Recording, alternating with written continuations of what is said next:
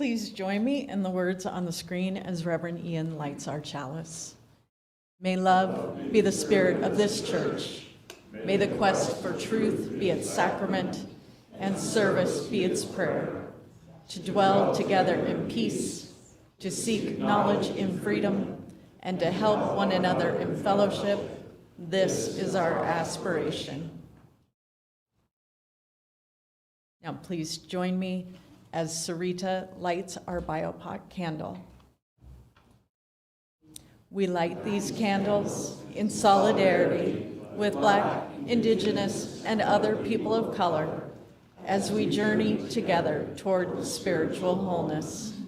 May we, as a beloved community, work to dismantle racism and all forms of oppression.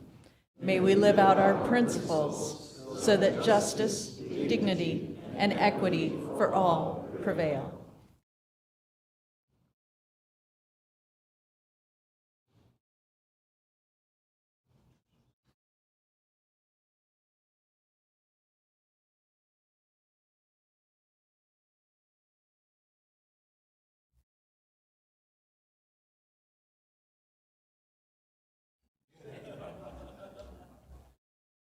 Thank you so much.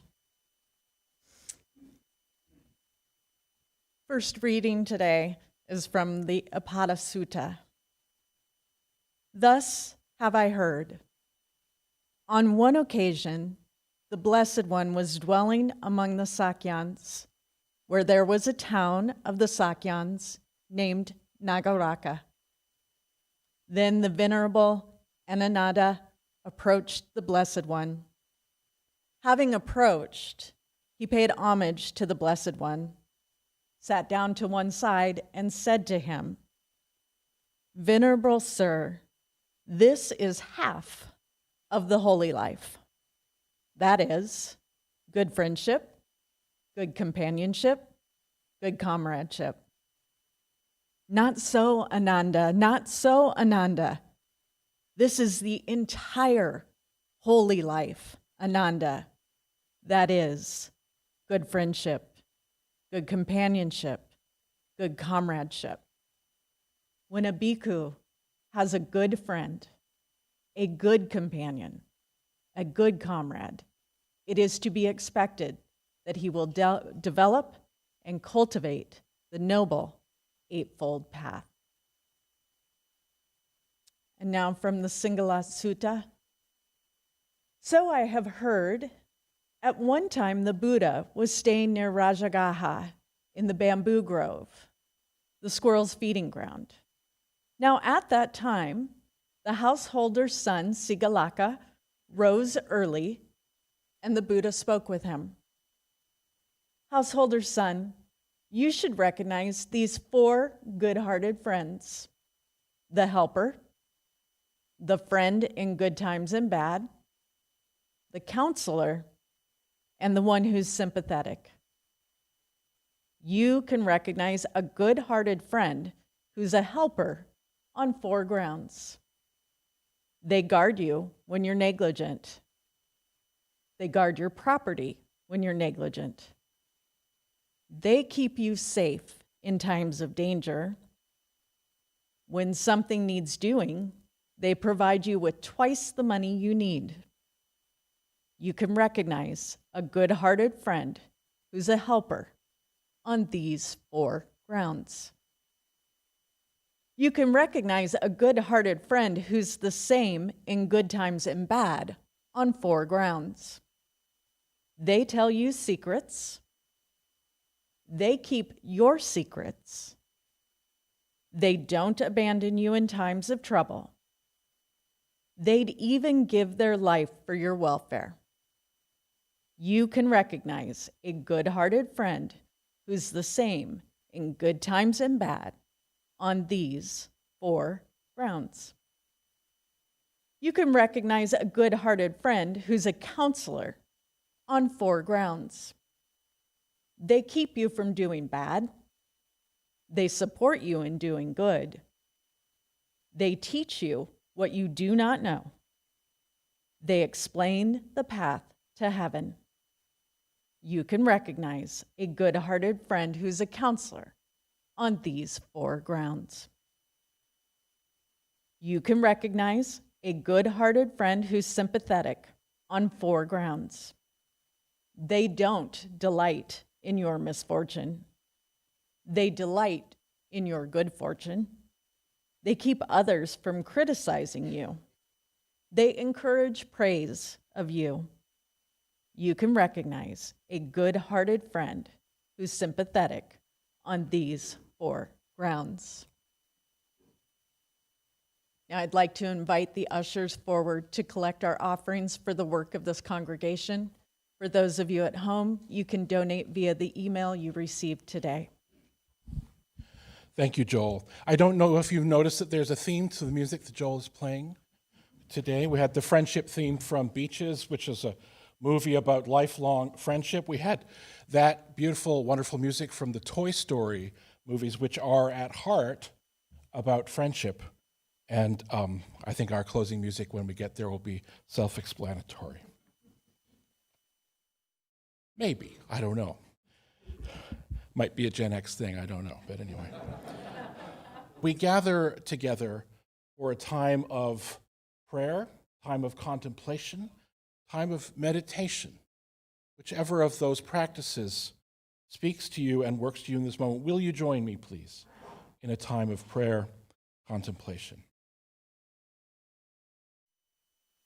Spirit of life, fire of love, source of our broken but still shining hearts, we are grateful to be here together today. We hold in our hearts today all of those who are unable to escape the heat. We are grateful that we have access to cooling places, but we know there are people in our community who live on our streets, who live in their cars, for whom this time is even harder than it is for us. We hope for their safety, and we commit to work with our leaders in our communities for their safety and their health. We hold in our hearts the victims today of gun violence, especially those in Georgia and around our country who have suffered the impact of violence, the impact of murder, the impact of our inability as a nation to deal with the problem that causes these things to happen. We weep, we grieve, we share support and love for those directly impacted by this violence, and we share a commitment to work with our leaders, to work with the leaders of our community to demand that things can change. May we never surrender to the idea that this is the way things are, that this is the way things must be. Different world is possible. We hold in our hearts the lives and the families of those hostages killed recently in Israel and Gaza. We hold in our hearts the Palestinians and Israelis, innocent people killed in this violence that continues seemingly unendingly.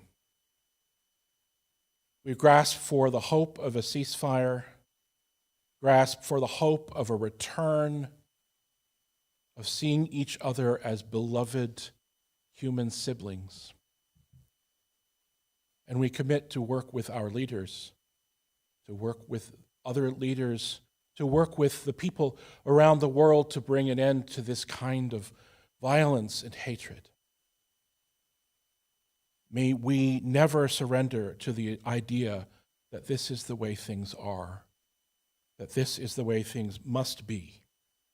May we know in our hearts, and may the work of our hands be inspired by the knowledge that a new world is possible. We carry joy in our hearts. We carry hope. We carry possibility. We carry the connections that bring us together each day. We carry the connections that provide us hope and love, kindness and justice. Gathered together today, we give thanks that behind all of our differences, beneath all of our diversity, there is a unity that makes us one and binds us together in spite of time and death and the space between the stars.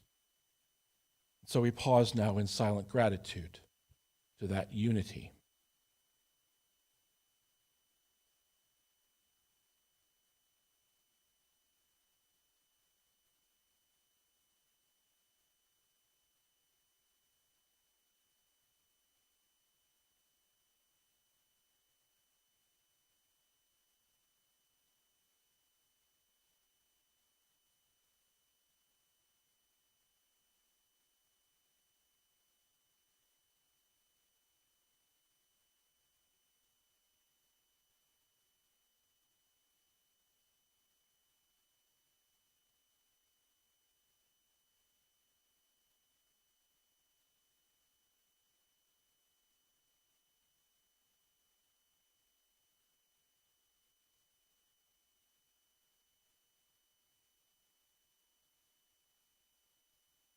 May all beings know peace.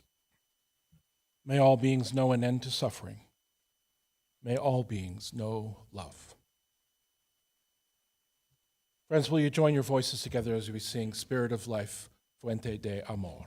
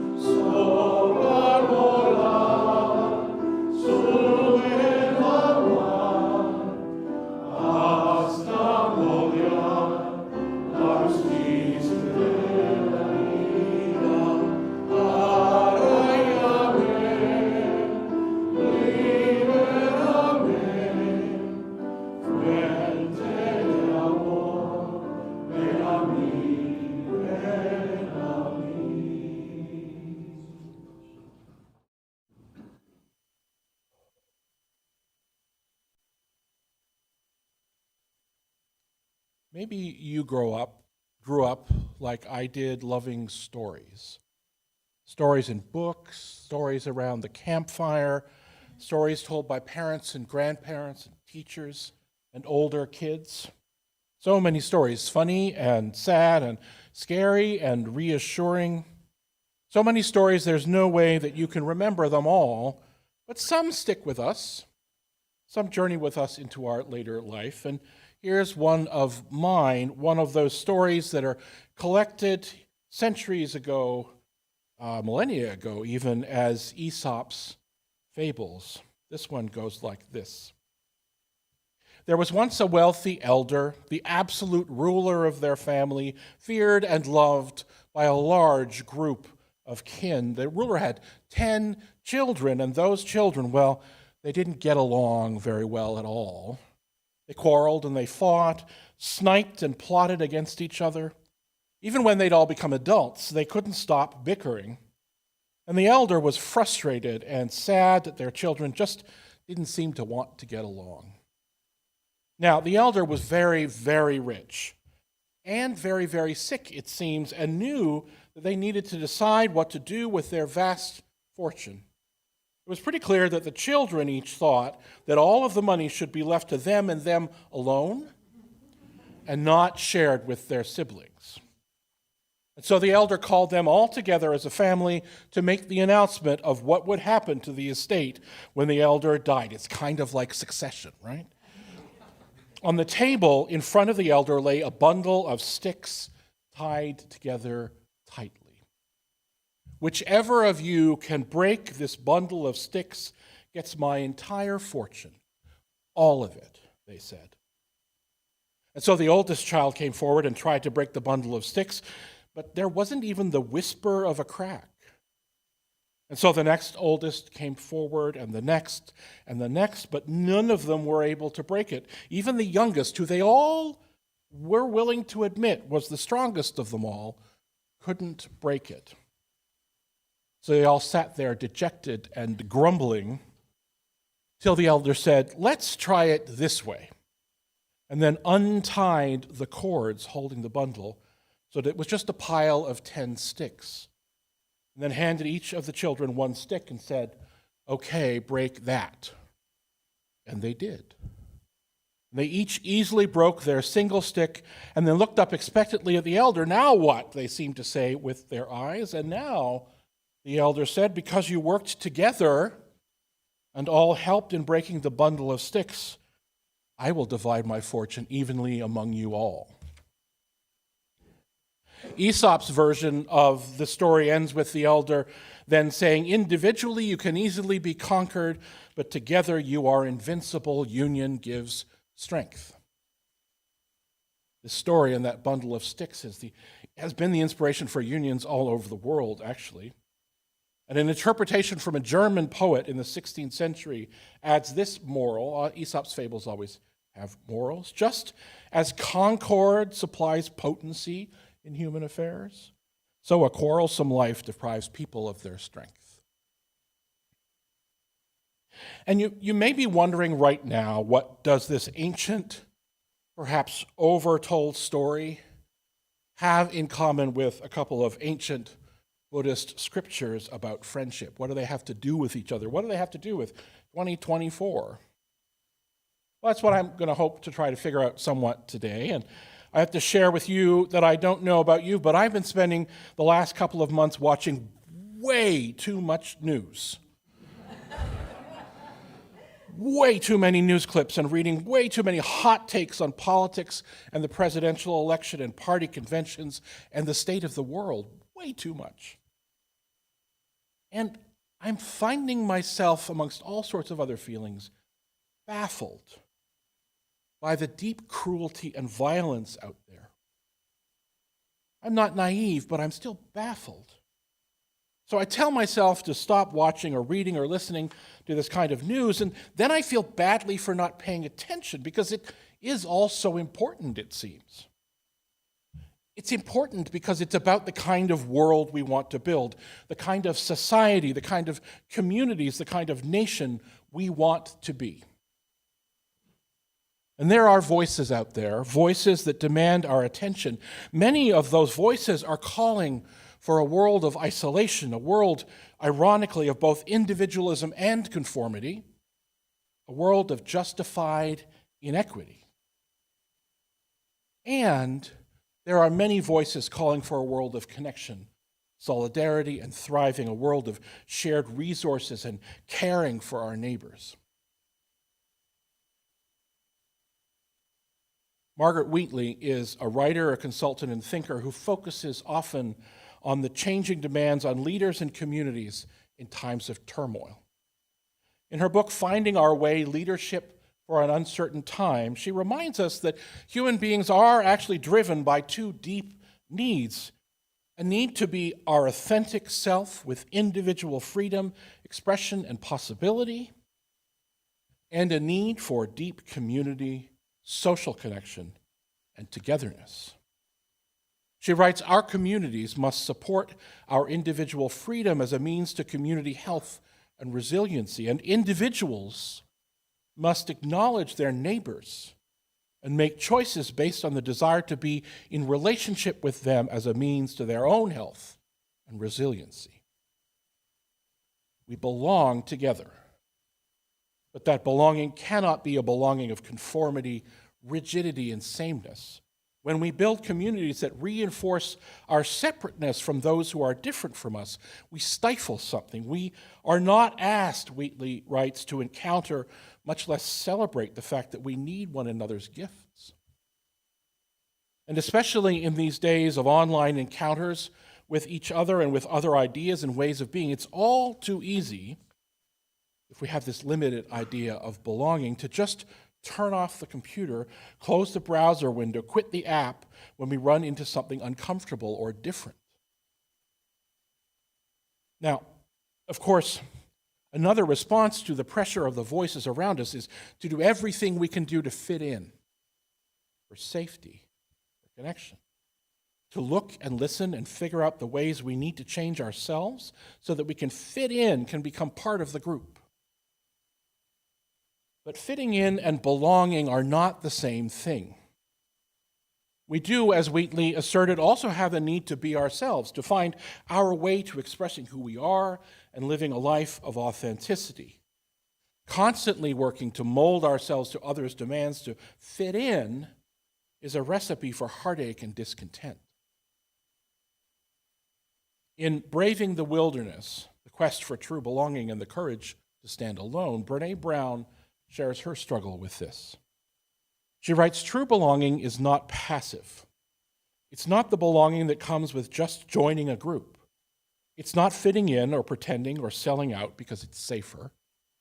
It's a practice that requires us to be vulnerable, to get uncomfortable and learn how to be present with people without sacrificing who we are.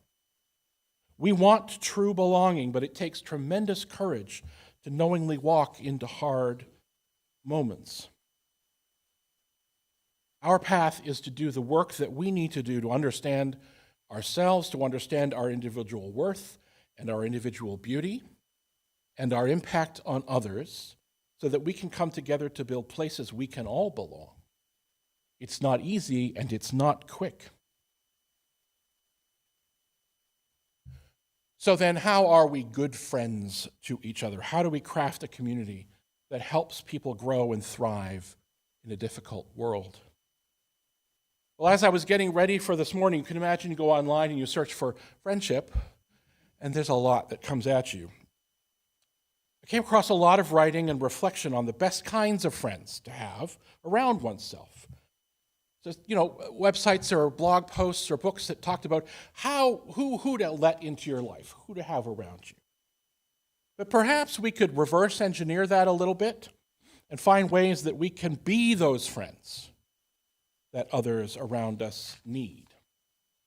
And so rather than a blog post or the words of today, I thought I'd look at the Buddha.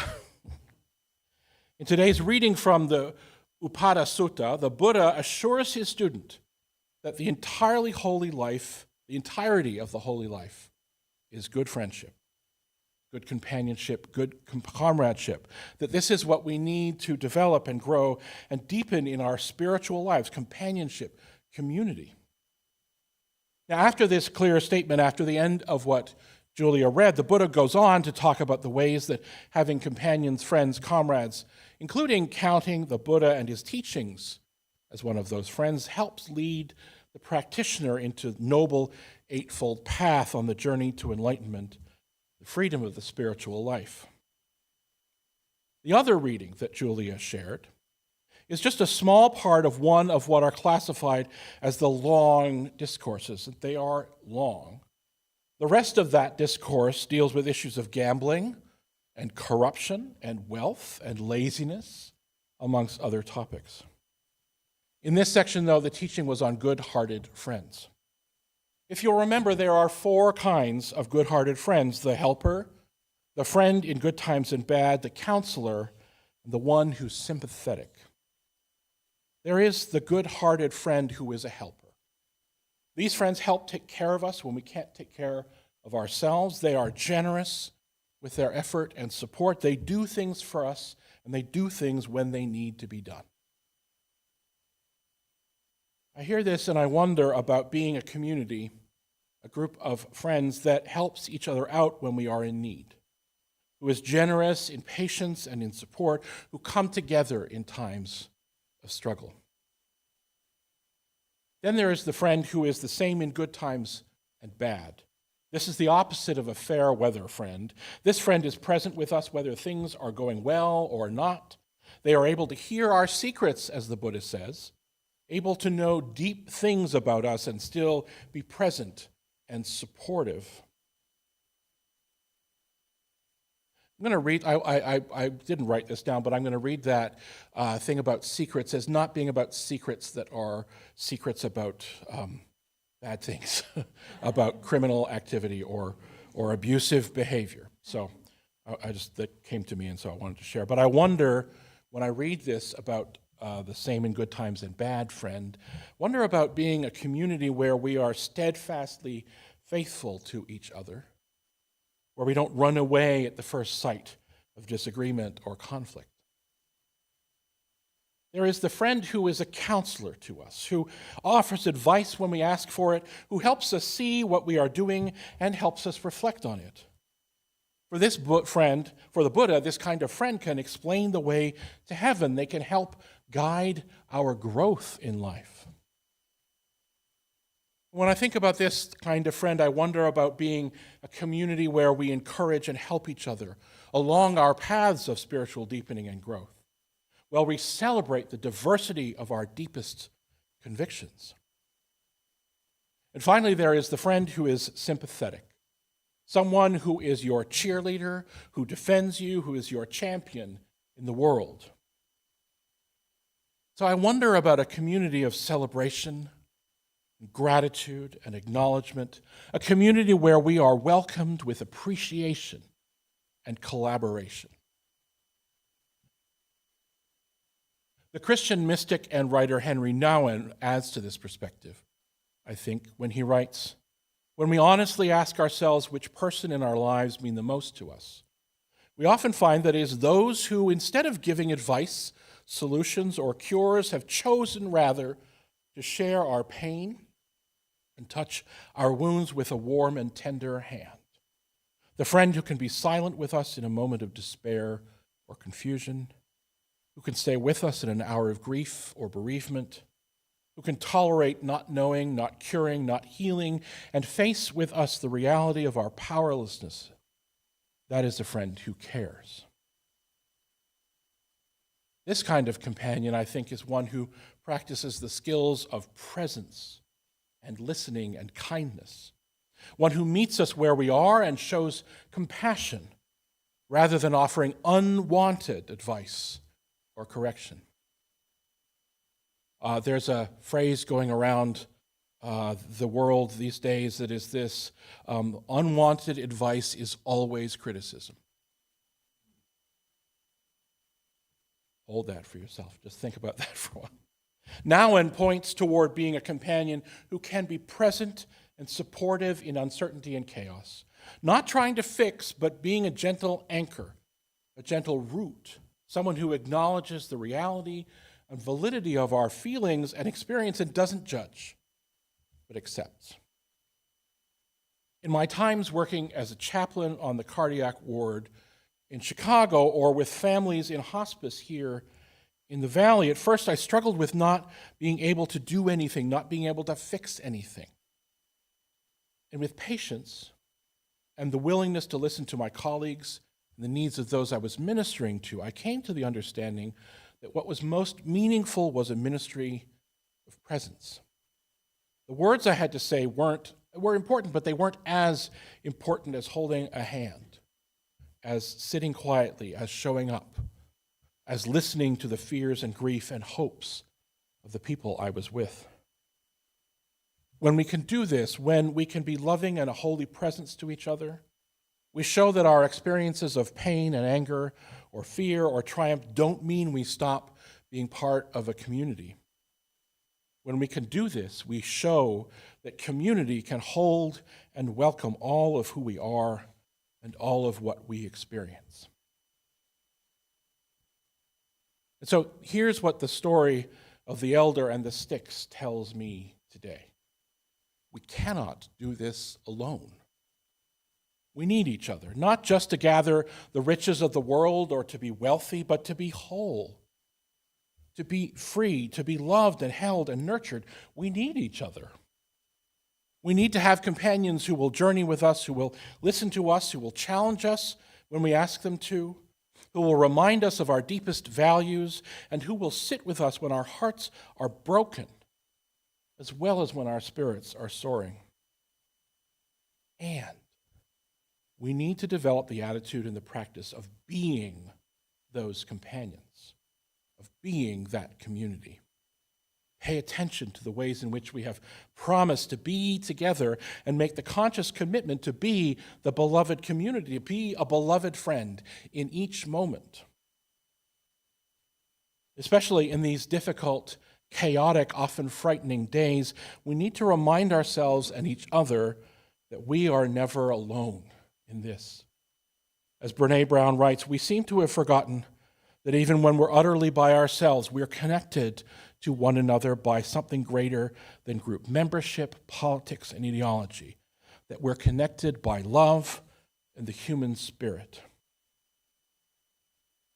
When I introduced our time for meditation and reflection earlier in the service, I shared the words of one of my seminary professors, the Reverend David Bombaugh. He wrote these words: "We give thanks that behind all of our differences, beneath all of our diversity, there is a unity that makes us one and binds us together in spite of time and death and the space between the stars." We cannot do the work of healing the world alone. We cannot do the work of healing our own hearts alone. We need each other to craft the beloved community. Each and every day, my friends, we are offered the opportunity to be a community of friends, of companions, of collaborators in crafting a place of connection, celebration, care, and justice. May we be a people who choose to share the work of friendship and belonging with all we meet and with all who come to us. May it be so. Friends, will you take a deep breath? Rise in body or in spirit as we sing together our closing song, "When Our Heart is in a Holy Place."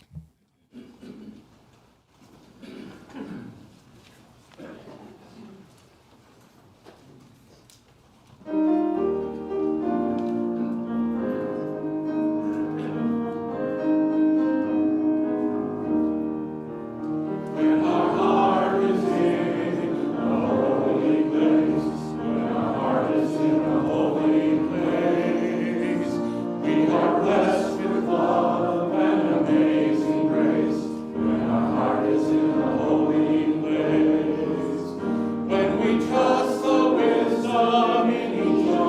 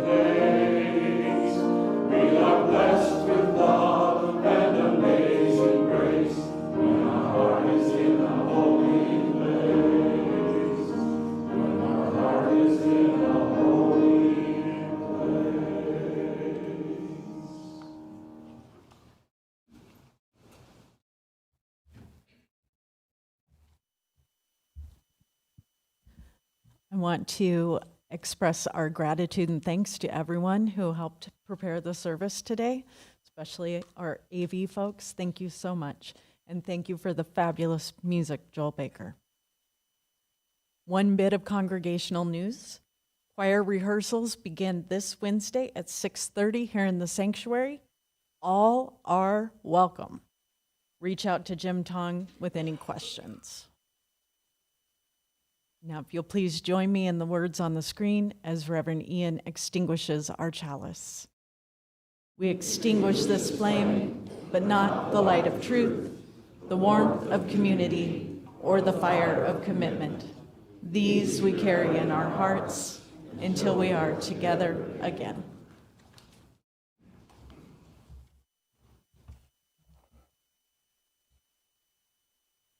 Close today with the words of George Odell. We need one another when we mourn and would be comforted. We need one another when we are in trouble and afraid. We need one another when we are in despair, in temptation, and need to be recalled to our best selves again. We need one another when we would accomplish some great purpose and cannot do it alone. We need one another in the hour of success, when we look for someone to share our triumphs, and we need one another in the hour of defeat, when with encouragement we might endure and move forward again. We need one another when we come to die and would have gentle hands prepare us for the journey. All our lives we are in need, and others are in need of us. As we go forth into the world today, my friends, may we remember to be those people who others need. Go in peace, my friends, to love and serve the world.